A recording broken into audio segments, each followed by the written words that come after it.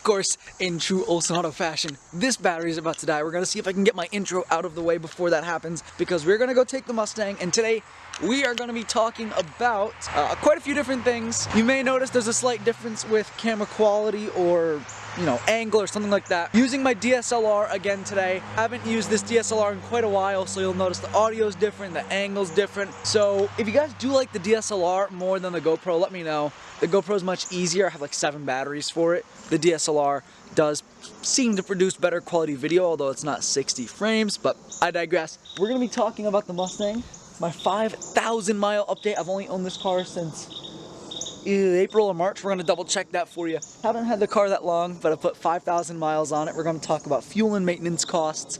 We are going to talk about if I actually like the car. So let's go ahead, let's get a cold start on my 2020 Mustang GT.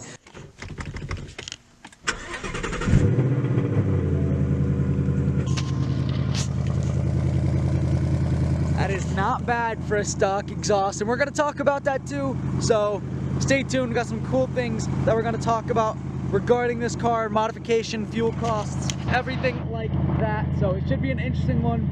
If you guys are new to the channel, you know what to do. Check out some of my other content. I have a playlist, of course, where we are working on my 79 Firebird here. We just got this nice cowl hood for it.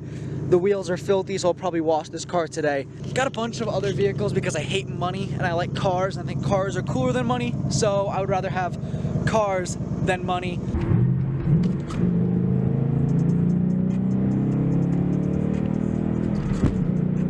I had to get a little pull in there, of course. That one is, I don't know who it's for, but I had to do it. Now, I will admit, I have an utter lack of self-control and respect for myself, so I am here at Dunkin'. Now, you may remember, if you've been watching the channel for a little while now, I mentioned this drink that I always get at Dunkin'. Strawberry Dragon Refresher Light Ice Extra Strawberry. Now, I'm still going to stick to my guns here and say that it is the best drink you can get at Dunkin'. I'm not a coffee person, and this was free because I had the reward, so that's how I'm justifying it. Alright, so I did find a nice quiet spot to film this video because there's a few things I want to talk about with the car, right? 5,000 miles, and if you give me 1 second. Okay, so I took delivery of this car April 12th. How many days has it been since April 12th? 177 days, so almost a full school year, at least here in the States. 177 days of ownership, 5,000 miles on my 2020 Mustang GT. I'm gonna talk about maintenance costs because that's a huge thing if you're looking to purchase, you know, a higher performance level car is maintenance costs. We're gonna talk about overall joy factor, if I actually like it and if I feel this car was worth my money, because it took all of my money. To put it in perspective, every single day since I bought this car, I've put an average of like 28.5 miles on it. To put that in perspective, there were like 1 or 2 week periods where I did not drive this car, where I was just driving the Prelude, I was driving my truck or something else. Like when I first got the truck back up and running, I didn't touch this for almost a week. So I've put quite a few miles on it, and I'm happy to say so far only kind of 2 things have broken. So the alternator went bad. Not sure why, but I noticed it was charging pretty hot. It was like 16.2 volts. It kept giving me an error message. It said service charging system now, bright red flashing lights. So I was like, all right, you know, I'll drop that off. Dropped it off at the local Ford dealer. I think it was like $700. Now, it was covered by warranty, but an alternator for this car, if you have to pay out of pocket, is not anything close to cheap. I paid $20 or $30 for the alternator in my Firebird. This one in parts alone is like $400, $500. So not a cheap fix. If you have to fix it on your own, definitely not a good time. And I say kind of too because it also had a recall. It was just something with the PCM, so I had to take it in. They got it reflashed. No big deal there. Haven't had to put tires on it yet. Haven't done an oil change yet. And a lot of you are gonna bag me for not doing an oil change every 3,000 miles. Kick rocks. The service manual, I believe, says every 6,000 to 7,000. That's what it's gonna get. It's 2022, guys. I could probably go 20,000 on full synthetic and be fine. That being said, probably gonna do it in about 1,000 miles, 1,500 miles or so. I'm not gonna change my oil every week, okay? Anyone who says you need to change it every 3,000 is absolutely full of it. Haven't needed it for this car yet, so thankfully we're still low cost in the maintenance department. Actually, we're free in the maintenance department, so that's cool. Now I know what you're thinking. This is a 5-liter V8, right? Big engine, compared to a Honda, it's a big engine. Compared to other V8s, it is not. how much does this thing actually use for fuel? Fantastic question, and I'm glad you asked. This thing averages, I'm even gonna pull up the stats for you so you guys don't think I'm lying, because I was impressed by this too. As you can see right there, 20.2, and that's for the last 91 hours. And then 20.1. So none of you can say that I'm lying or that that's not true. I would round down for simple math to 20 miles per gallon. Now, 20 miles per gallon, 5,000 miles, that puts us, hold on, I'm getting a call. Hello? This is Nick. You as well. Bye. Someone gave my dentist the wrong phone number, but ironically enough, they gave them my phone number and we both used the same dentist. So that's fun. All right, anyway, math time. See, I've done 5,000 miles divided by 20 miles per gallon. That's 250 gallons I've used. And then roughly paid $4 a gallon. I did buy this car during like the 2022 gas crisis. So I was paying almost $6 a gallon when I first got it. And fuel has since dropped to roughly $3.30 a gallon, so huge variation there. We're gonna average it to $4, so obviously $1,000 worth of gas I've put in this car over 177 days, 5,000 miles. It's cost me $1,000 in gas. That is 20 cents per mile in fuel, which isn't really that bad.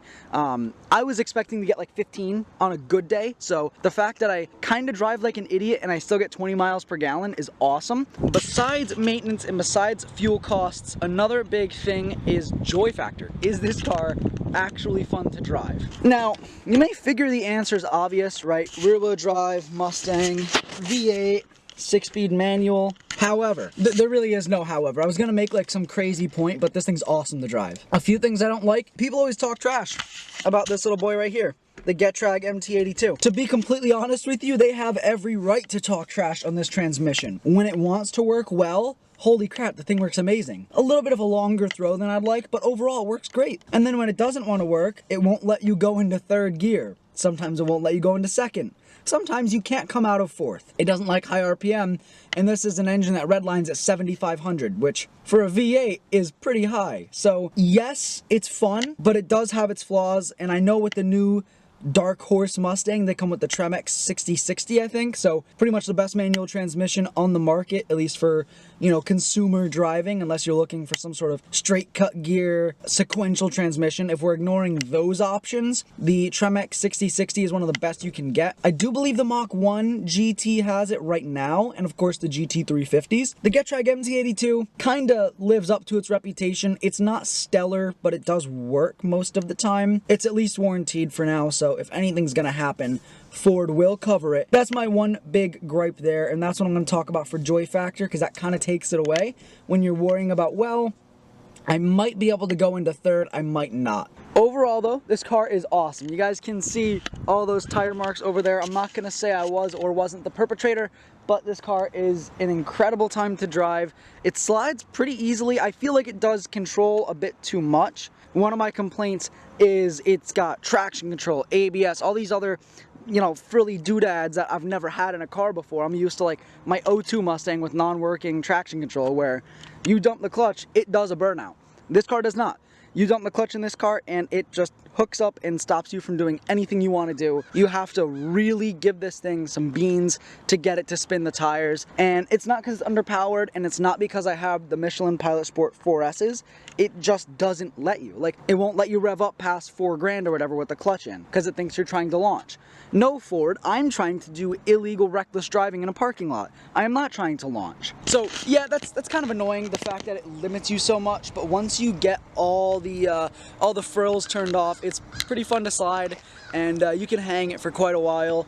I haven't cooked through these tires yet, like I said, still tons of life left on them, but at $800 for a rear set, not including mounting and balancing, I am going to preserve them as long as I possibly can, because I do not feel like spending $800 on a set of tires. So one other major point to talk about with this car, and this is a very interesting one here, is the cost to modify it. It's not something you really think about when you're buying a new car, because you think, oh, an exhaust can only get so expensive, wheels can only get so expensive. Oh, they certainly can get expensive. For this car, I only have it tinted so far, so nothing on the front, 20 on the sides and back. So you can see, it looks pretty good. You can't really see in it, but I can still see out at night to an extent.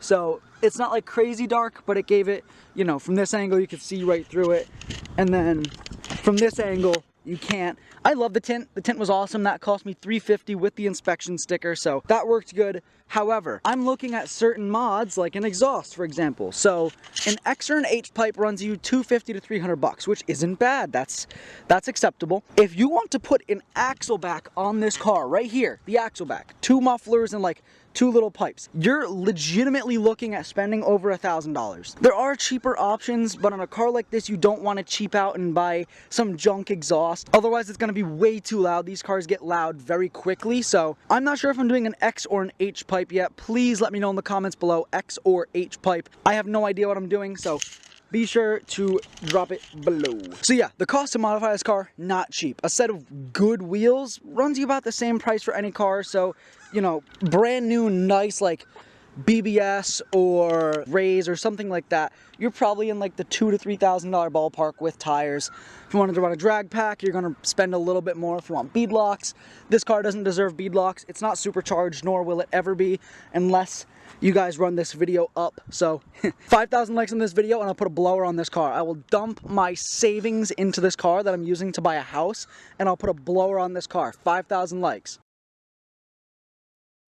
You think I'm kidding? I'm not. If you can legitimately get this video to 5,000 likes within 48 hours, I will supercharge this car within the next 2 weeks. But I digress, because a blower is about $10,000, not including labor. So that's pretty much it. Overall, my honest opinion, 5,000 miles in. Let's add 100 to my maintenance for oil change. So $100 in maintenance for 5,000 miles.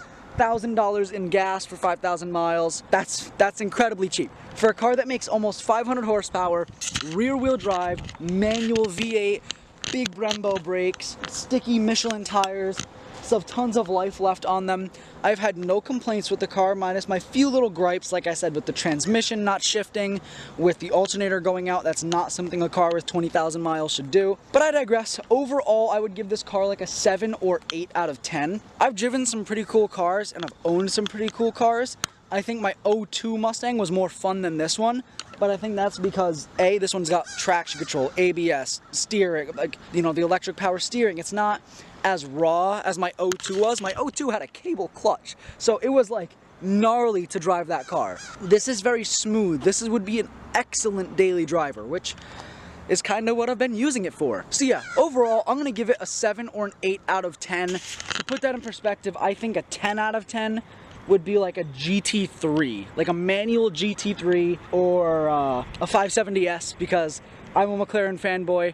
I always wear my McLaren wristband because there's gonna be one in my garage someday. You could hold me to that. To me, that's a 10 out of 10 car. It's not reliable, the panel gaps are atrocious, but it's a McLaren, the doors go up. So yeah, I would give this, like I said, 7 or 8 out of 10. It's been very enjoyable so far, and I will continue to own it for at least another year, year and a half, maybe 2 years. I actually debated selling it earlier this year. I was, you know, asking around, seeing if anybody wanted to buy it. I'm gonna keep it for a little while longer. It's not only helping me build up my credit, so when I go to buy a house, I can do that, but it's wicked fun, helps me make content for the channel, and it's just an awesome car, right? You think, oh, Mustang V8 burnouts, which burnouts are cool. My Firebird will do a burnout, right? My truck will do a burnout. So it's the heated and cooled seats, the Apple CarPlay, the ABS. It actually has airbags, which none of my other cars have. So it's nice to drive, it's safe, it's reliable so far. I've enjoyed it. I think that wraps up this video. I hope you guys did like it. A little bit different, but I wanted to talk about this car 5,000 miles in, and I do have spreadsheets and all that, tracking every actual amount of gas I've put in it. I used rough numbers there because you guys probably don't want to see my spreadsheets. But yeah, that pretty much sums it up. If you guys did like this video and you want to see maybe updates on my Prelude or my Firebird or something like that, be sure to drop it in the comments below. And please, X-Pipe or H-Pipe, let me know, because I'm buying one soon and I'm not sure which to go with. But thank you guys so much for watching this video, and I will see all of you in the next one. Told my brothers one day we gon' make it. We just gotta grind for that paycheck. Mama told me one day I'll be famous. Remember when she used to say she hate this? Back then they would laugh when I say shit. Now I'm inside all them people's playlists. So one day I'll be stomping.